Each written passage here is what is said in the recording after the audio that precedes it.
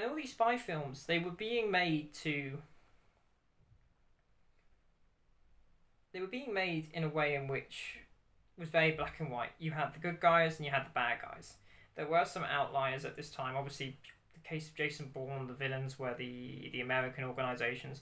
But for the most part, it was films that really went, no, these guys are the bad guys, and we're going to kill them, and we're going to torture them, and we're going to do whatever it needs to be.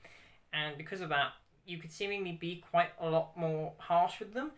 The days of kind of being a bit more kind of witty, a bit more quippy were kind of gone, and it became a lot darker, a lot more sinister, and quite barbaric. There are talks of films such as 300, just being used to show to troops on their way to Afghanistan and Iraq as a way to hype them up.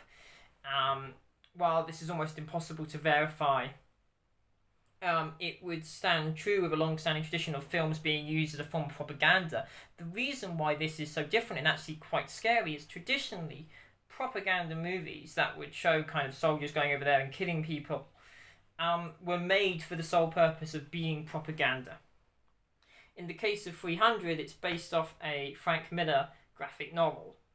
And when you start using kind of traditional commercial film as a form of propaganda, the lines kind of get blurred and can be quite scary. And this is something that has carried on in the East as well. Even South Korea still places a heavy emphasis on seeing the Japanese as villains.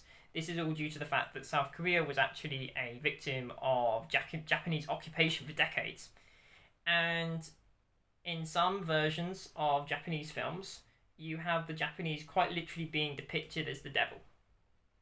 And this is very obviously clear kind of racism, or at the very least it's talking about racism within Japanese society, looking to the Japanese, sorry. And it didn't just stop here. We had entire TV shows such as 24, which made huge news about their use of torture and their use of what we would now call torture. Some would call enhanced interrogation techniques, where the main character would use torture as a way to get useful information. And even to the point that in one season the main character is put in front of a Senate committee hearing and is basically talking about why torture is necessary.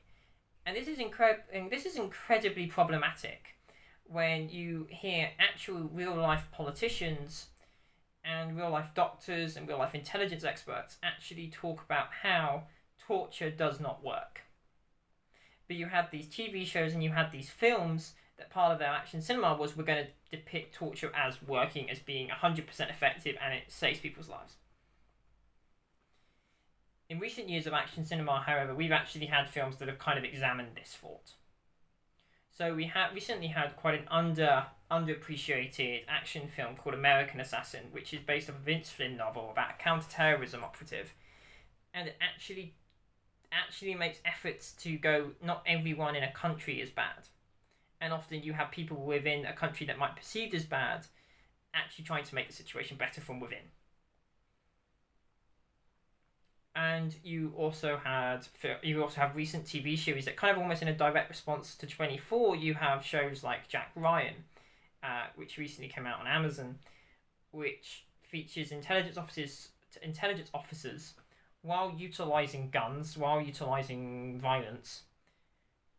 The way that Jack Ryan manages to get someone to talk is not through torture, but by having a conversation. And the way that they win the day is not by being the strongest, the fastest, the most aggressive. It is actually by possessing a sense of humanity and by being the most intelligent. But it does all of that while not forgetting that the people on the other side are people too. They have experiences, they had pushbacks, they had moments in their lives which made them feel irrelevant. And it humanises them, and it makes you go, well, maybe in another world I could have been that way. Which is an incredibly important step forward for action cinema, where in the early days of Westerns, it was very easy just to have this hero that would basically do nothing, and they would just shoot people. And now we've got to the point where the idea of a hero is not so intrinsically linked to his physical capabilities, but is instead linked to him being a good person, where maybe he does get to go home.